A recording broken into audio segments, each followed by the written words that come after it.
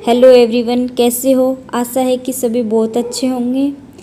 जैसा कि हम जानते हैं कि विभिन्न कॉम्पिटिटिव एग्ज़ाम की तैयारी के लिए एनसीईआरटी का अध्ययन बहुत ज़रूरी है।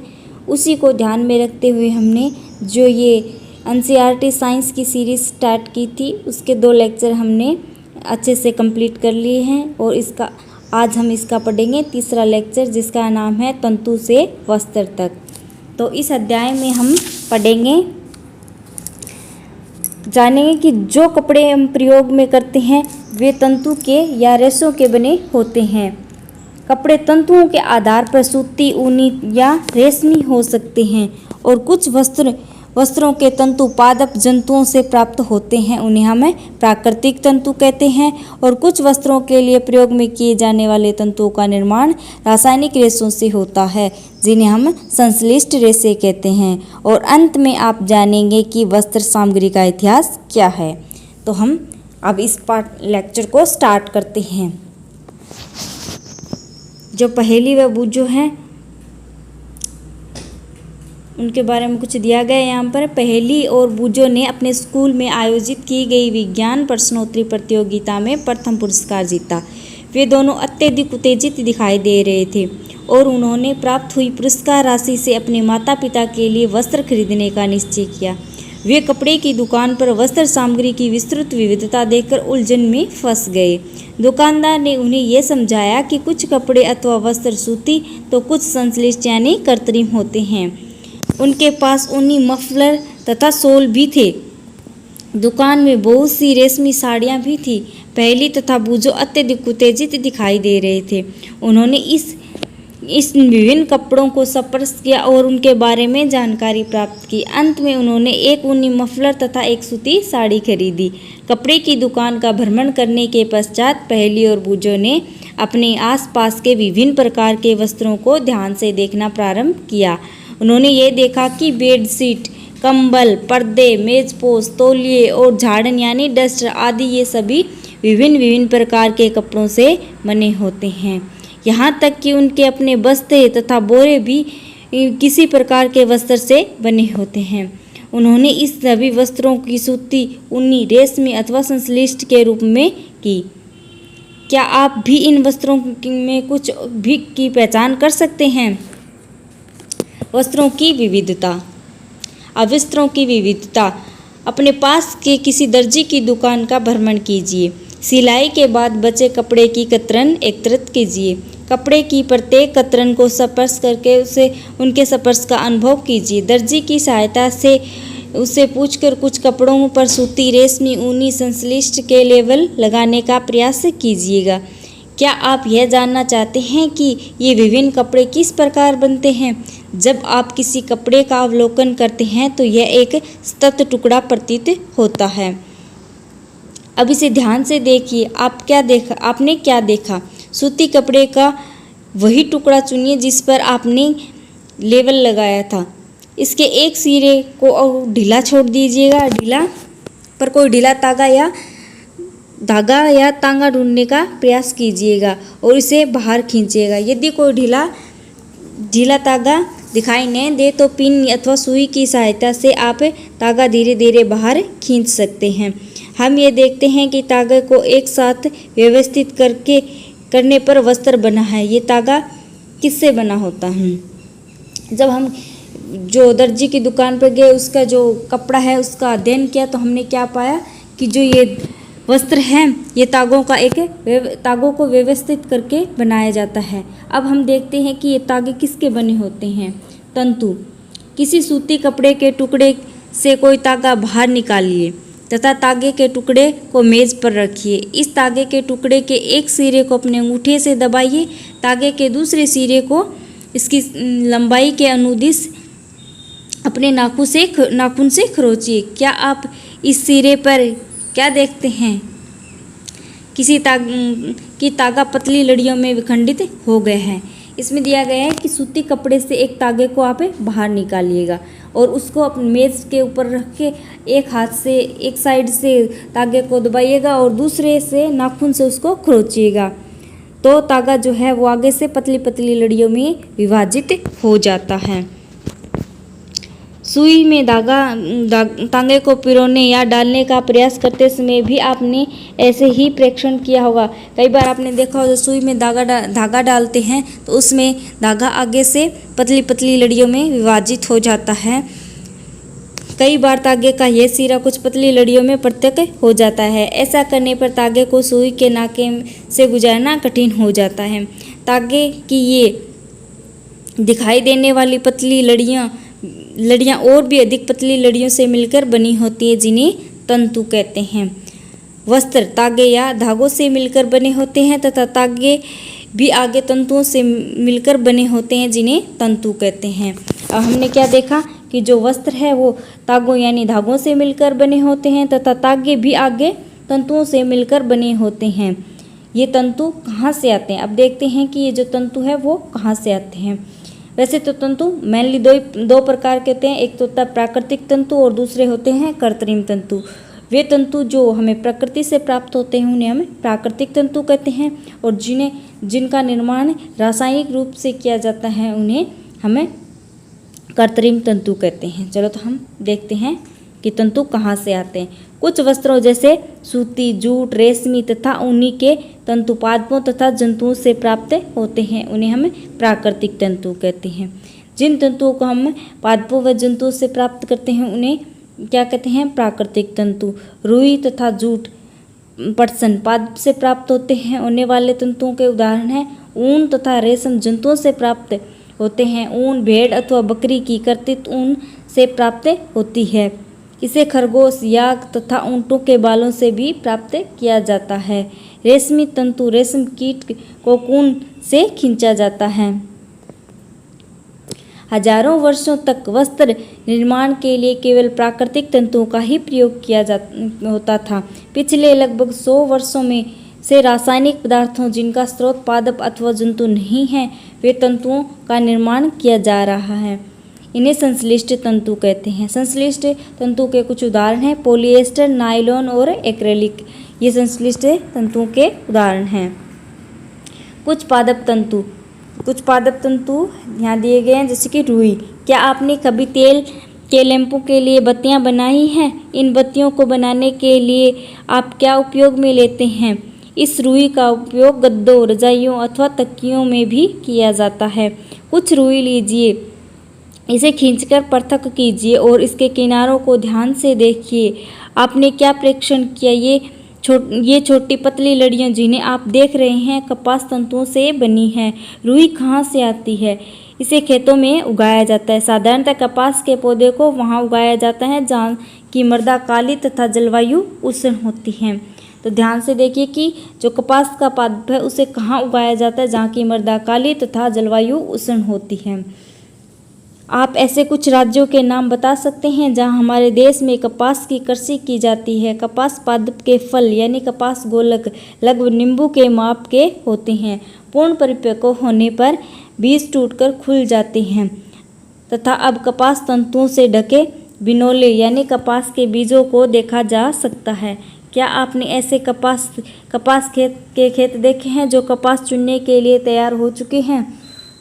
इस समय खेत कपास के परिफूलों से इतने सफेद हो गए हैं जैसे हिम से ढक लिया गया हो। साधारणतः इन कपास बोलों से कपास को हस्त चयन के द्वारा प्राप्त किया जाता है। इसके पश्चात कपास के बीजों को कंकतन द्वारा पृथक किया जाता है। इस प्रक्रिया को कपास ऊंटना कहते हैं।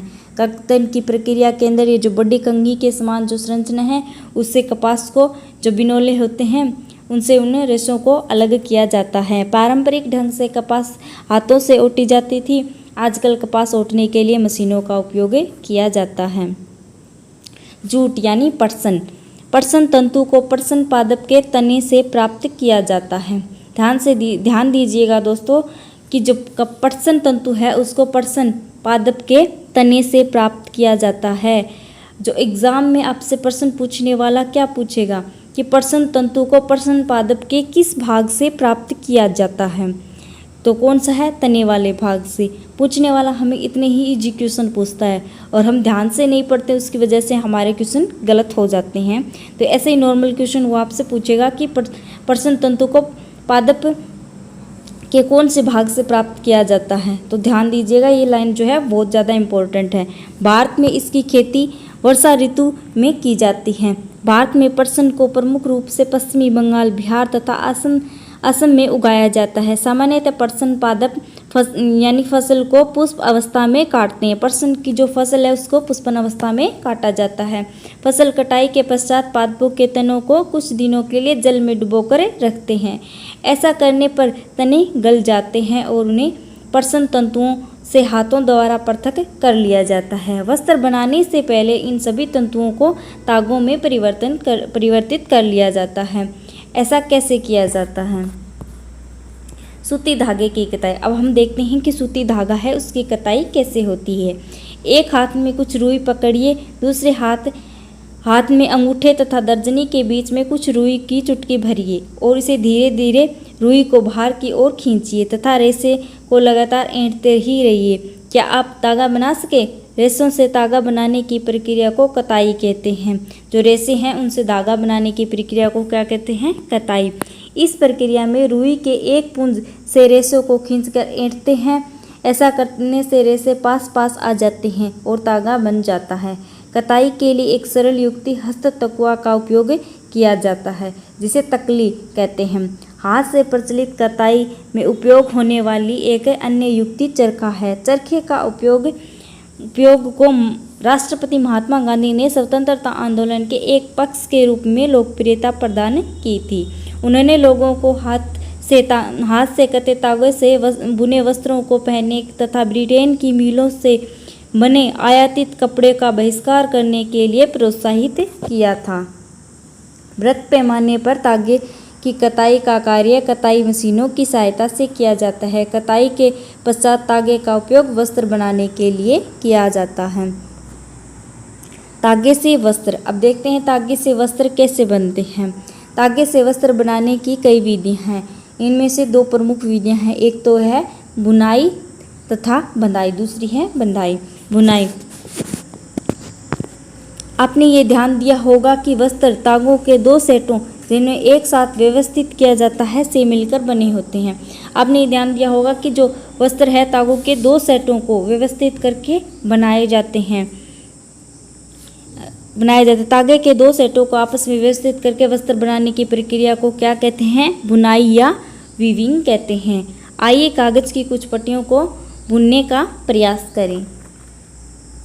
विभिन्न रंगों की दो कागज की सीट लीजिए। दोनों में से 30 सेंटीमीटर लंबाई तथा 30 सेंटीमीटर चौड़ाई की वर्गाकार सीट काटिए। अब इन दोनों सीटों को आधा मोड़िए। एक सीट को चित्र 3.12 में दिखाए अनुसार रेखाएं खींचे और दूसरी सीट में भी चित्र 3.12 बी में दिखाए अनुसार रेखाएं खींचिए। दोनों सीटों को खींची गई रेखाओं के अनुदिश काटिए और फिर सीटों के मोड़ों को खोलकर उन्हें फैला लीजिए। एक सीट की पट्टियों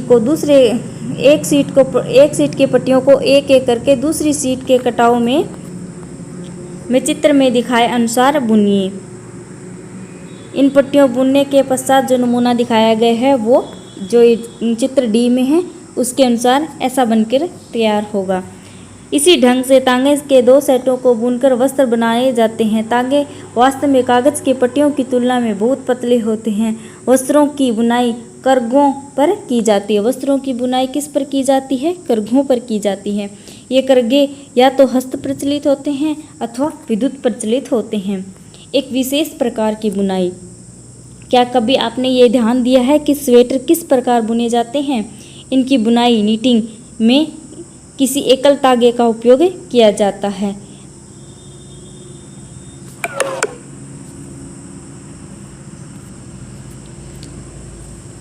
बनाने के लिए इनकी बुनाई या नीटिंग करने के लिए एकल तागे का उपयोग वस्त्र के एक टुकड़े को बनाने में किया जाता है। क्या आपने कभी किसी फटे हुए मोजे के किसी तागे को खींचकर देखा है? जब आप ऐसा करते हैं तब क्या होता है? एकल धागा लगातार खींचता चला जाता है तथा वस्त्र उधड़ता जाता है। मोजे और बहुत सी अन्य पहनने की वस्तुएं ऐसे बुनाई द्वारा बने वस्त्रों से बनाई जाती हैं। इस प्रकार की बुनाई हाथों से तथा मशीनों से भी की जाती है। दोनों प्रकार की बुनाई का उपयोग विभिन्न प्रकार के वस्त्रों के निर्माण में किया जाता है। इन वस्त्रों का उपयोग पहनने की विविध वस्तुओं को बनाने में किया जाता है। वस्त्र सामग्री का इतिहास। अब हम क्या जानेंगे? वस्त्र सामग्री का इतिहास। क्या आपने कभी ये जानने का प्रयास किया है कि प्राचीन काल में लोग पहनने के लिए किस सामग्री का उपयोग किया करते थे? वस्त्रों के विषय में पूर्व प्रमाणों से ऐसा प्रतीत होता है कि प्रारंभ में लोग वृक्षों की छाल यानी वल्क, बड़ी बड़ी पत्तियों अथवा जंतुओं की चर्म और समूर से अपने शरीर को ढकते थे। कृषि समुदाय में बसना आरंभ करने के पश्चात लोगों ने पतली पतली टहनियाँ तथा घास को बुनकर चटाई तथा डलियाँ यानी टोकरी बनाना सीखा। लताओं, जंतुओं की ऊन अथवा बालों को आपस में ऐंठन देकर लंबी लड़ियाँ बनाई। इनको बुनकर वस्त्र तैयार किए। पूर्व में भारतवासी रुई से बने वस्त्र पहनते थे, जो कि गंगा नदी के निकटवर्ती क्षेत्रों में उगाई जाती थी। फ्लेक्स भी एक पादप है जिसे प्राकृतिक तंतु प्राप्त होता है। प्राचीन मिस्र में वस्त्रों को बनाने के लिए रुई तथा फ्लेक्स की कृषि नील नदी के निकटवर्ती क्षेत्र में की जाती थी। उन दिनों में लोगों को सिलाई करना नहीं आता था। कुछ समय लोगों अपने शरीर को विभिन्न भागों को वस्त्रों से आच्छादित कर लेते थे। वे शरीर को आच्छादित करने के लिए कई विभिन्न ढंगों का उपयोग करते थे। सिलाई की सुई के आविष्कार के साथ लोगों ने वस्त्रों की सिलाई करके पहनने के कपड़े तैयार किए। इस आविष्कार के पश्चात सिले कपड़े में बहुत सी विभिन्नताएं आ गई हैं। परंतु क्या यह आश्चर्य की बात नहीं है कि आज भी साड़ियाँ, धोतियाँ, लुंगियों तथा पगड़ियों का बिना सिले वस्त्रों के रूप में उपयोग किया जाता है। जिस प्रकार समस्त देश में खाए जाने वाले भोजन में अत्यधिक विविधता देखने को मिलती है, ठीक उसी प्रकार वस्त्र एवं पहनने की वस्तुओं में भी अत्यधिक विविधता देखने को मिलती है। वस्त्र सामग्री। अब देखते हैं कि सारांश जो हमने क्या पढ़ा, इसका सारांश देखते हैं। वस्त्र सामग्री अथवा वस्त्रों में विविधता होती है, जैसे कि सूती, रेशमी, ऊनी और पॉलिएस्टर। वस्त्र तागे के बने होते हैं जिन्हें तंतुओं से बनाया जाता है। तंतु या तो प्राकृतिक होते हैं अथवा संश्लिष्ट होते हैं। रेशम, ऊन और जूट कुछ प्राकृतिक तंतु हैं, जबकि नायलॉन और पॉलिएस्टर कुछ संश्लिष्ट तंतुओं के उदाहरण हैं। रुई और जूट ऐसे तंतु पादपों से प्राप्त किया जाता है। तंतुओं से तागा बनाने की प्रक्रिया को कताई कहते हैं। तागे की बुनाई 2 प्रकार से की जाती है जिससे वस्त्र बनते हैं।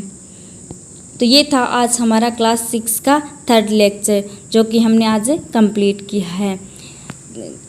और इसके बारे में आपको क्या समझ में आया, क्या नहीं आया, अपनी राय को कमेंट सेक्शन में ज़रूर दें। ओके, धन्यवाद।